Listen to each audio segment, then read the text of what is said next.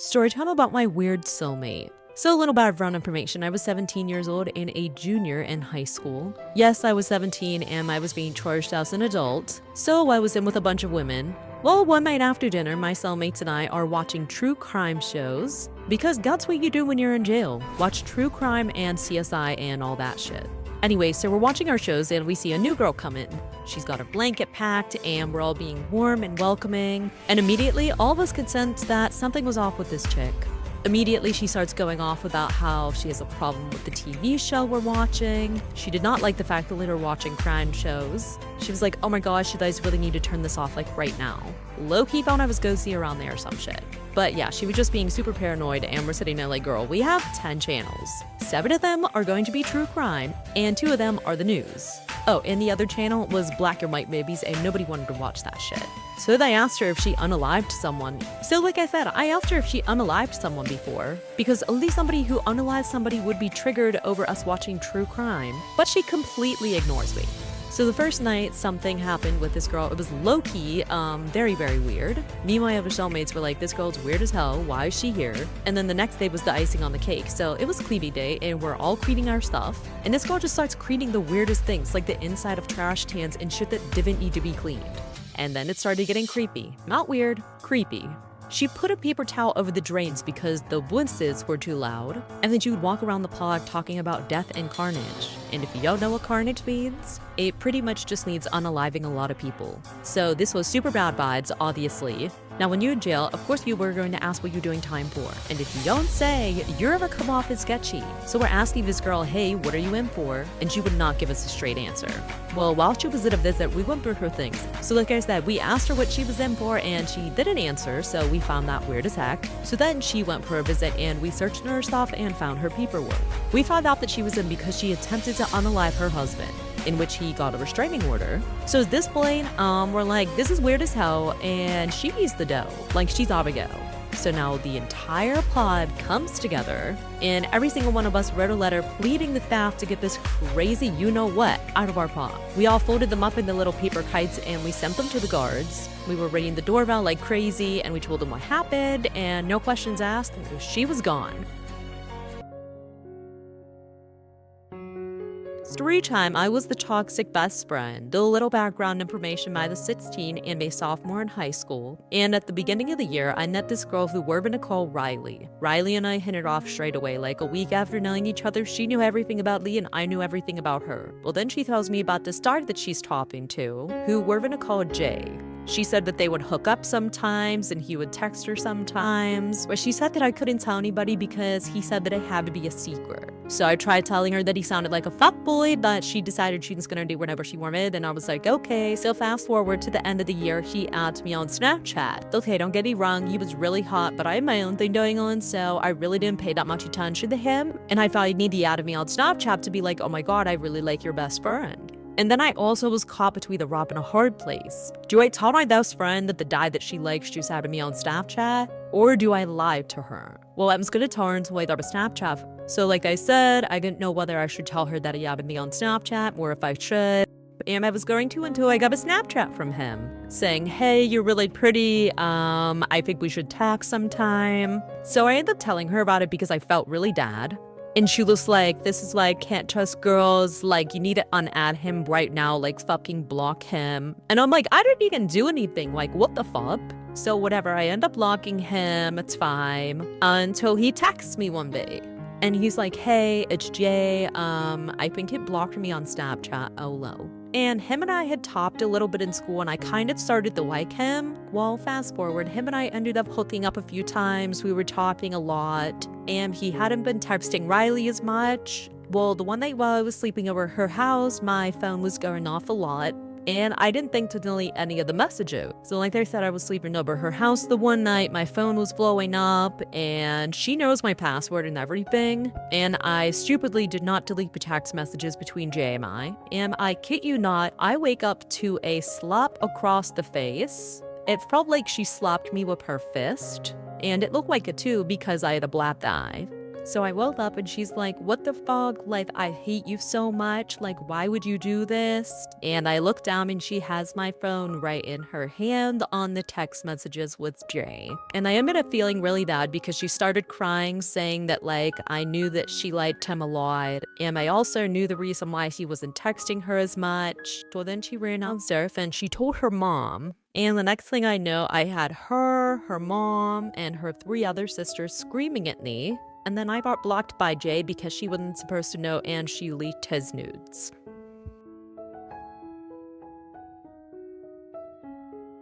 Story about my extremely creepy neighbors. So a little background information, I was 12 years old and I was in 6th grade, and my family and I lived in a really small town where everyone knew everyone. But our new neighbors had been building their house next to us for the past 4 years. And finally when they were done with the house, this house was huge. I mean, probably because there were like 8 people moving into the house. There was the mom, the dad, 4 kids, and their grandparents. So like 8 people. But I was super excited because I was like, okay, this is awesome. I get to meet some new friends. But after 2 weeks of not seeing anybody playing in the backyard or anybody on the school bus, I started to think that their family was super fucking weird. And everyone in our neighborhood liked to gossip, and everyone was saying how they barely see the people who had just moved in. So our mom decided to take one for the team and make some brownies, take them over to the house, and I ended up going with her. So we go to the house, we knock on the door, and one of the kids came and opened the door, but the dad ran over and grabbed him. Life for part 2. Hard to feel about my extremely creepy neighbors. So like I said, my mom and I took some brownies over there, and one of the kids opened the door, and when he opened the door, he had a bunch of bruises all over his body. The dad came running over and ripped his son from the door and slammed the door in our faces, and all you could hear was him screaming at his son. So my mom and I went to walk away before the door opened, and he was like, sorry, my son knows better than to open the door to strangers. We took the brownies, and then I asked him if I could have a sleepover with one of his daughters, and he was super hesitant at first, but he said that I could only have a sleepover with her if it was at my house and not theirs, which my mom was completely fine with anyways because she thought that it was a little bit weird that his son had bruises covering his whole body. So that night when she came over to sleep over my house, I asked her how her brother saw there's bruises all over his body, and she said that he just fell down some stairs. But after that, we became best friends. And we would literally hang out like 5 times a week until the one day I knocked on their door to ask if she wanted to come over, and her dad answered the door and said that she was gone. So like I said, I became best friends with their daughter, but the one day I went over her house to ask if she wanted to come over, and her dad answered the door and said that she was gone. And when I asked when she would be back, she was like, she went to go live with her mom, so probably never. Which was super lame because she never mentioned that she had another mom. So fast forward 2 months, my family and I are sitting around the fire pit when we hear someone scream help. But we weren't sure if that's what we were actually hearing because it was so quiet, and then all of a sudden we heard someone banging on my neighbor's basement door. You know those metal doors that people usually have outside of their house that lead down basement steps? Yeah, well that's where the banging was coming from, so my dad hopped over the fence to see if that's where the screaming was coming from also, and then not even a minute later my dad hopped back over the fence and it looked like he saw a ghost, but he ran inside, called 911. Because I was so young, the only thing my parents told me about that whole situation was that the girl that I was friends with was still alive and her parents were keeping her in the basement along with 2 of her other siblings. But then we also found out that they weren't even her real parents. They were kidnapped at the hospital when they were born.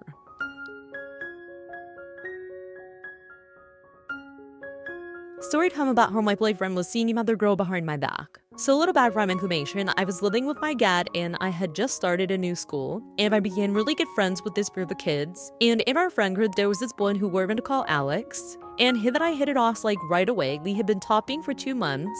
And by the way, during this whole time, his friends were telling me how much he loved me and how much he wanted to be with me. So eventually, him and I started dating. And of course, like any other tragic love story, I had to move far away because I had to go live with my mom, blah, blah, blah, blah, blah. But since I would visit my dad for the holidays, him and I would still be able to see each other sometimes, which is pretty good for a long distance relationship, especially when you're in school. So I told him about how I had to move, and he was really sad, though he said that I can trust him. Red flag number 1, because why would you say that in the first place? There should be no reason on why I have to, quote, trust you to be loyal when I'm away. So like I said, I told him that we were gonna have to do long distance, and he was sad that he said that he could trust me. And like I said before, why the hell would I have to trust you? Because you should just be loyal in general, duh. So I'm like, hey, I want to spend time with you before I leave. Can we hang out? And he was like, oh, sorry, I have plans, but we can hang out later tonight. So I was like, okay, whatever. And a few hours go by, I never did a text from him or a call, nothing.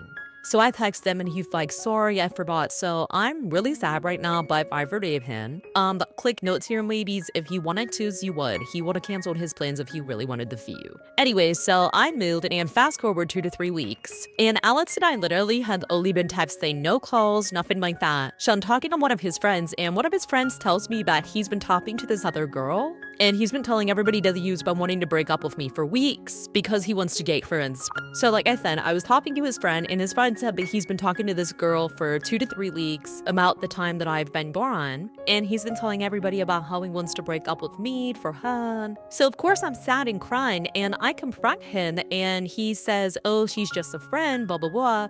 So I press the issue, and then he tells me that he lost feelings for me weeks ago. And that the reason why he didn't tell me was because he didn't want to hurt my feelings, yet he led me on for 2 to 3 weeks. Like, how does that work, Alex? How? Anyway, so I blocked him because there's no way in hell that I'm gonna keep talking to a guy that was making fun of me with his friends and telling everybody around him that he wanted to break up with me. That's embarrassing. Straight here about how my boyfriend cheated on me with his best friend's sister. So a little background information, I was 15 and in 9th grade, and we're gonna call my boyfriend Alex. Alex and I had been together for 6 months, and at the beginning of our relationship, his best friend, who we're to call Caleb, him and I literally despised each other. But Alex would always want all 3 of us to hang out, so we decided that we had to get along. So we decided to keep it civil only when we were with Alex. Well, fast forward, all of a sudden, Caleb's grown-ass sister starts hanging out with Caleb and Alex 24/7. And it was weird because she was like a senior hanging out with a freshman. But I didn't think anything of it at first. Well, then, out of nowhere, while I was at school like a week later, Alex says that him and I need to have a talk. So we start walking away from Caleb, and as we're walking away, Caleb looks at me and gives me like this good luck look. That he told me that he wanted us to take a break. So like I said, he tells me that we need to talk, and then he goes, I think we should take a break. Like, what do you mean take a break? Well, funny thing, throughout this whole break, he was still being touchy with me, still acting like we were in a whole ass relationship. And the whole time I was acting like I was fine, so that way I didn't want him to feel bad for me and felt like he had to get back together with me. And he was acting like nothing happened. Like I said, it was getting to the point where all my friends had started asking if him and I were back together. And I had to be like, no, we're not back together yet. Well, then Friday rolls around, aka 2 weeks later, and he tells me that he misses me. Shocker. So then he said he wanted to get back together. I said yes, obviously, because I still really liked him and I was a dumbass not to see the red flags. But now that I was second time around of us being together, I started to notice the first flags that I didn't notice in the beginning of our relationship. Like the one time he went to the mall with his friends and he gave these girls his Snapchat. He wasn't going to tell me about it, but then his friends told me. So like I said, I started noticing red flags. Well, when I had confronted him about the Snapchat thing, he told me that he felt bad if he didn't give it to them because he didn't want to be mean. Another red flag is then he would never, ever, ever, ever, ever let me touch his phone. Like, if he even saw my eyes look at his phone for like 2 seconds, he would grab it real quick. Anyways, back to him getting with Caleb's sister. When we got back together after our break, this one girl came up to me and she was like, hey, I have to tell you something. I didn't think it was going to be anything about my relationship with Alex, but here we go. She does. He broke up with you to hook up with some other girl. So immediately I'm fuming. I go up to him and I'm like, did you break up with me to go and hook up with another girl? He goes, that's to the past. Why are you mad about it? Like, mood broken up. I mean, he thought it was okay just to break up whenever you want to go do shit with someone else. Apparently she said that they could do stuff if we broke up, but they ended up finding out that she does this to all of her little brother's friends.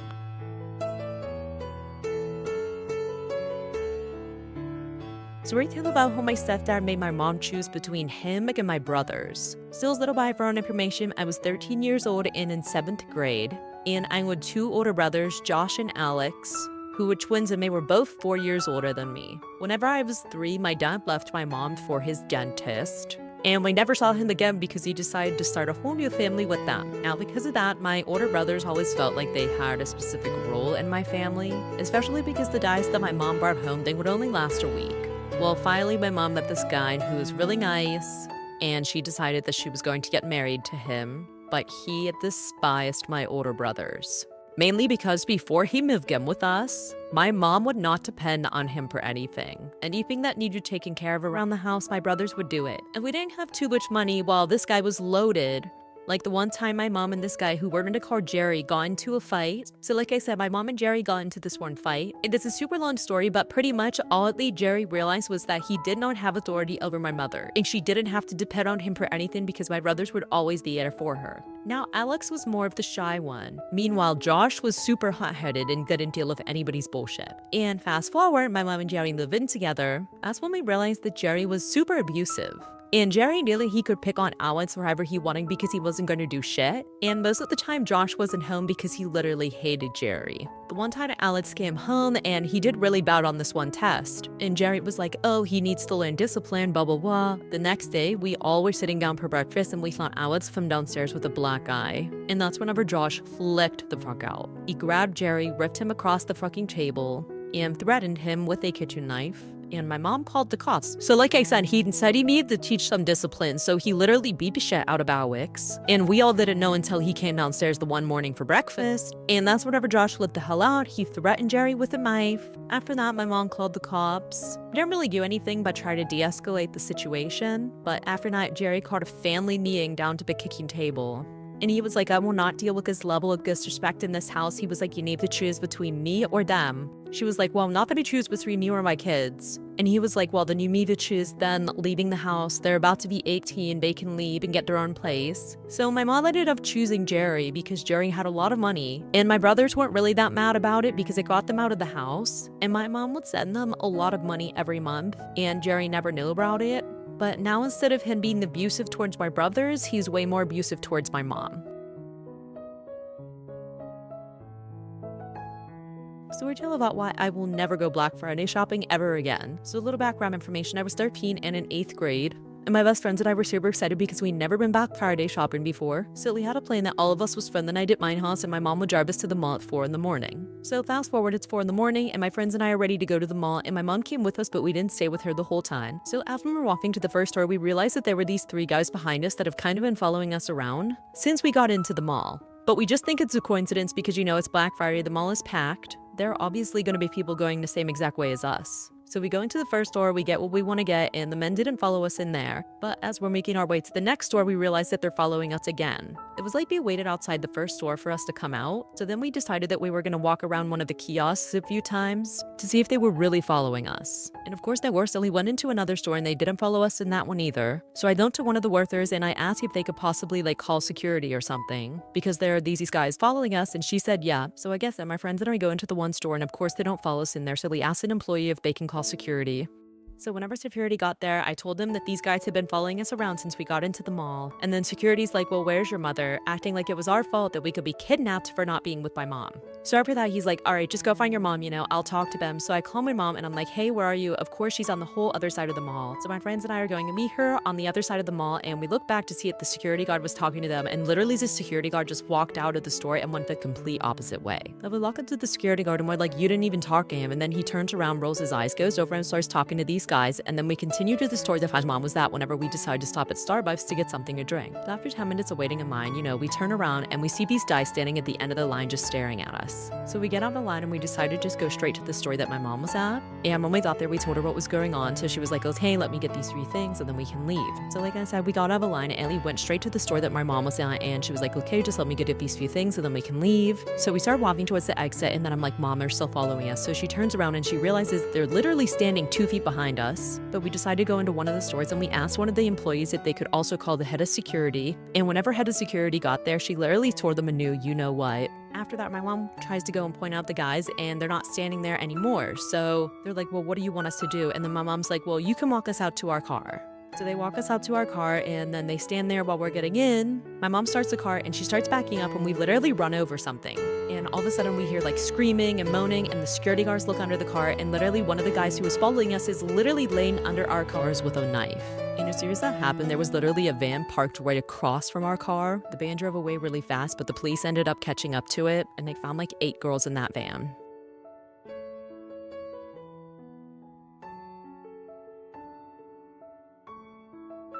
Story about how my boyfriend was hiding his 3-year relationship from me. So a little background information, I was 18 and a senior in high school, and in the middle of the school year, I had a new student in my 4th period class who we're going to call Jose, and he was 17 years old and in 11th grade. Now, he wasn't technically new because I'd seen him around school and everything like that, but up until this point, neither of us knew that each other existed. So he gets introduced to the class, blah, blah, blah. He sits at the very back of the room, and I knew that this man was going to be my boyfriend. So when I got home that day, I was texting my friend about him. Thankfully, she gave me his Snapchat. That's where we're talking, and elevators did brought him up.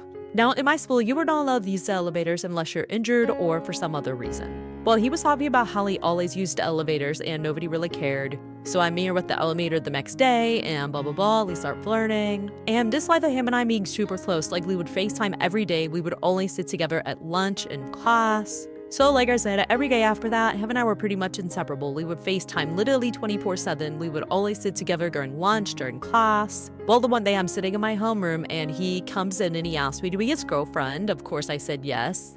So fast forward to Halloween, my family was handing out candy and he was going trick-or-treating with his family because he had younger siblings. And this is where our families were supposed to meet, but he didn't end up coming in my neighborhood, which I was super happy about. Well, then fast forward to my birthday. Our families were supposed to meet again, but it didn't end up happening again. And I wasn't really sure if this was the reason why things got weird between him and I. The one night I was over at my friend's house and Jose's on FaceTime with me.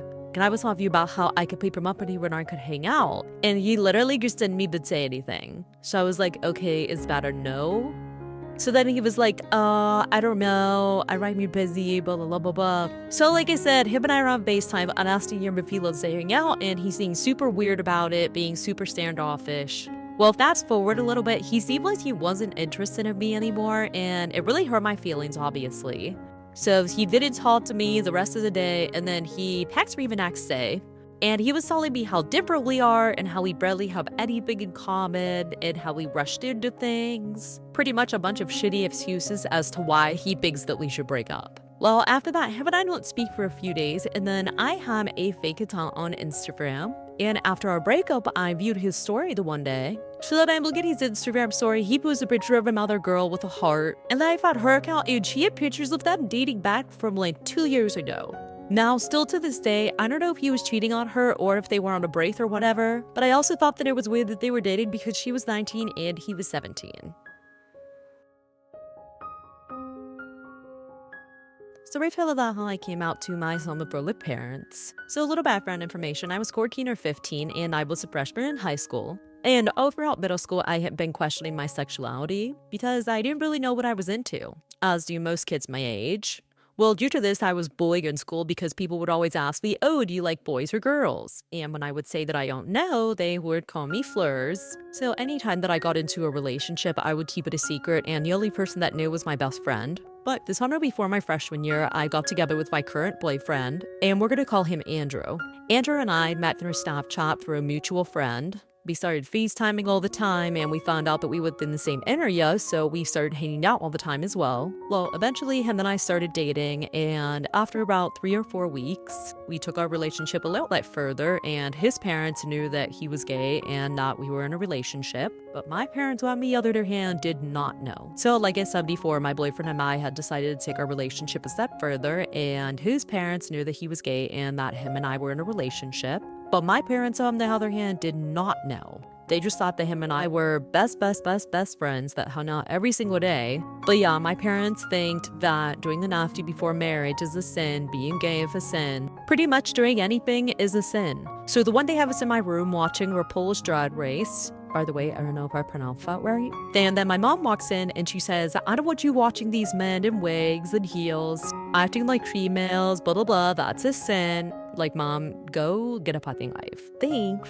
And then she says, if I find out you're a part of this, you're gonna need God and Jesus to protect you from me. So my boyfriend and I are in complete shock. Well, then I finally decided that I was going to grow some balls and tell my mom that I was a part of that community. So like I said, my mom was like, if you're a part of this community, you're gonna need God and Jesus to protect you from me. And I was really upset. I started crying, and my boyfriend, he's like comforting me. I finally decided to grow some balls and tell her that I was in fact a part of the community. Well, I ended up getting my ass beat. They also told me that they wanted to take me to a priest to get an exorcism for them. So I basically moved out of my parents' house and I moved into my uncle's house, who was a part of the LGBTQ community. And he's in full support of my boyfriend and I's relationship. I blocked both of my parents and I haven't talked to them ever since I moved out. But that's a lie. The only time that I did talk to them was to wish them a happy Mother's Day and happy Father's Day. But other than that, I decided that I want to be happy, and to be happy, I had to keep them out of my life.